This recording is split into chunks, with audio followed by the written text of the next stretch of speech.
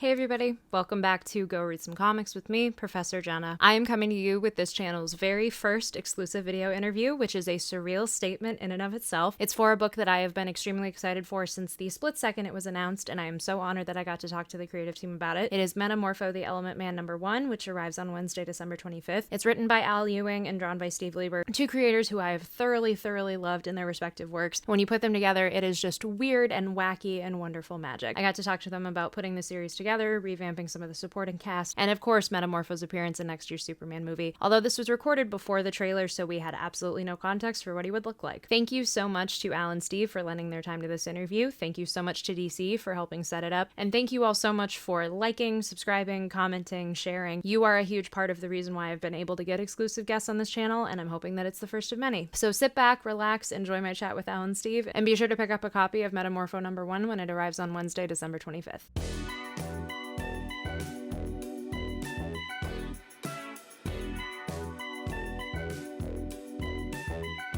When this book was initially announced, it felt like a fever dream from my head. Like the two of you working together on a character like Metamorpho just felt incredible. My first question is, how did the initial pitch for this kind of come about, and how did it become a collaboration between the two of you? I guess, yeah, basically started off, I was kind of chatting with DC, basically having kind of got out of my exclusive with Marvel, basically saying to them, have you got any for me? And they were kind of asking what sort of thing I would like to work on. Katie Kubert mentioned that she thought I'd be pretty fun on Metamorpho, and my response to that was like, "Oh, really?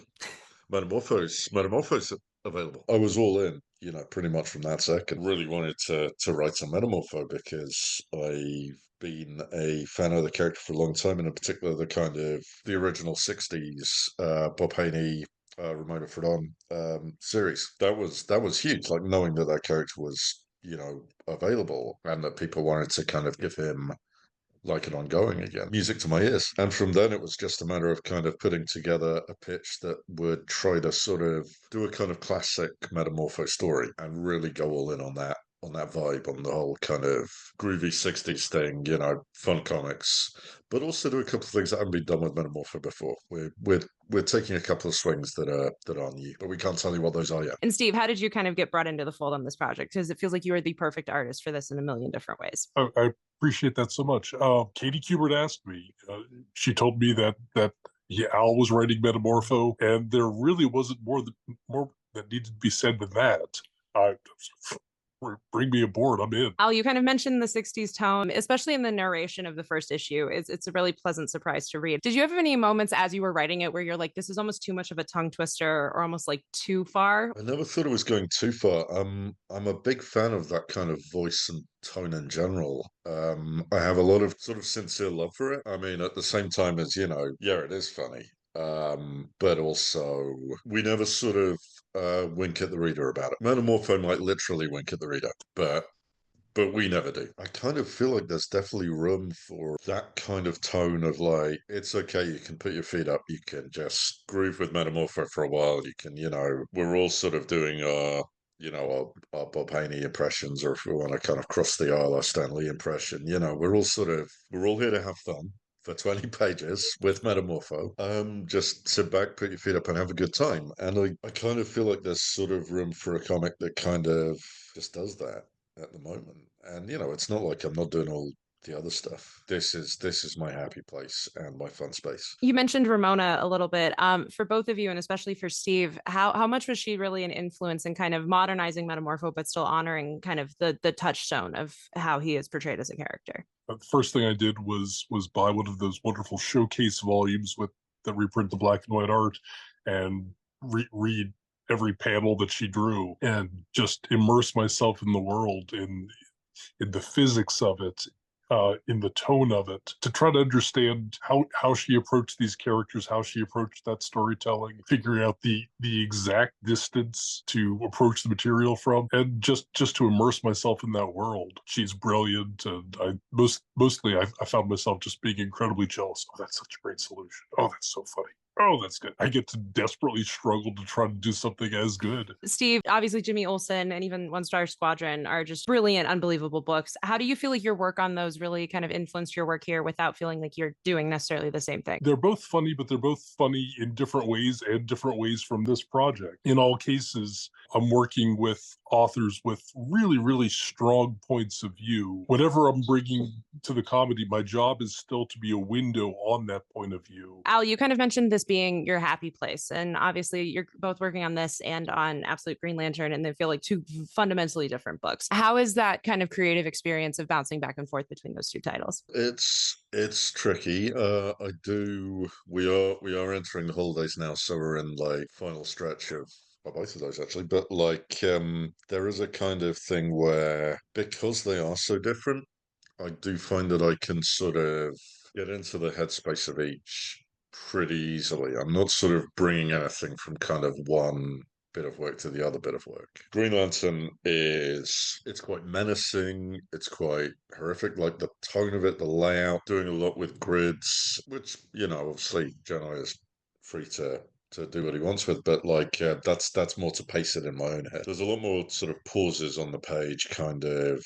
building tension, building sort of threat, building horror moments. It's a different type of work. With Metamorpho, I go in and I have a good time, and it's like, I'm just trying to kind of fit all of the gags in and make something that is the right shape, make sure the plot is the right shape. So, the ebbs and the flows in the building. But I'm not sort of building tension, I'm sort of keeping the gags coming. It's like, it's the difference between a horror movie and a comedy special. It's like you're sort of, when you watch, I don't know, Stuart Lee or Tom Walker or somebody, to name a couple of comedians that I've watched lately. Yeah, it's like a kind of constant barrel of laughs building up to an ending that makes sense in the context of what's come before, but it's a different type of building. It's really hard to explain beyond that. It does mean that I can basically get up on a date and go, right, it's a Metamorpho date, and I'm not carrying any Green Lantern with me into that. So for both of you, the ensemble has some really, really fun moments in this first issue. Like Java has some great moments, Element Woman has some great moments. Who was the character that you were most excited to tackle outside of Rex? They're all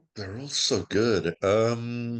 They all do such different things. I'm really enjoying kind of putting a stamp on Urania Blackwell, just because she's sort of had a pretty rough go of it up until now, since the 60s. I did want to sort of expand on that original 1960s sort of love triangle, the kind of Archie, Betty, Veronica of it all. I want to sort of expand on that a bit to kind of put some sort of meat on the bones there. And I think we've been successful. She's like a kind of groovy secret agent now. So we're sort of definitely taking that element and running with it. But we've sort of swung away quite hard from the quite heavy sort of 90s take. We're taking it in a different direction. Aside from that, the other one who's had the most, they've all had a bit of polish. I'm sort of not just going back and like leaning over Bob Haney's shoulder and just copying his work.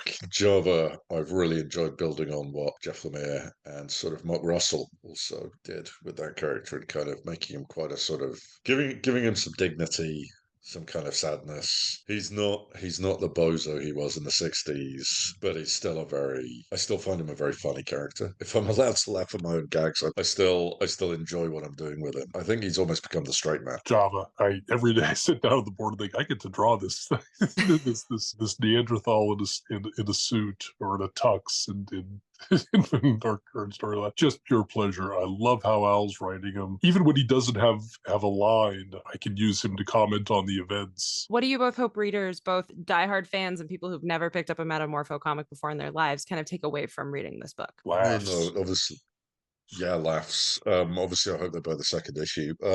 If they take away that this is a good time, that is what we're going for. Just like, and if they're laughing, we're doing our job. That's it. Of course, I have to ask, obviously, this book is coming out right before Metamorpho is going to be in a movie. Obviously, we're all in the dark as in terms of what that is going to be like. But how does it feel to have this book be hitting stands at a time when so many new like audience members are going to fall in love with Rex as a character? I am completely out of the loop on all Hollywood matters. I have no idea. I have no idea about that whole side of things. I am going to be really, really interested to see what. Oh, Anthony. Kerrigan. I should know. Anthony Kurgan. There we go. I just know him as Noho Hank. But like, I am just really, really fascinated by what he does with the character because he's such a funny guy. I am just going to be going into that cinema with my popcorn. Probably won't let it influence me as much as opinion Ramona Fradon have, but you know, if it's really good, I might pick something up there. I don't know. I love thinking about Kerrigan as Rex.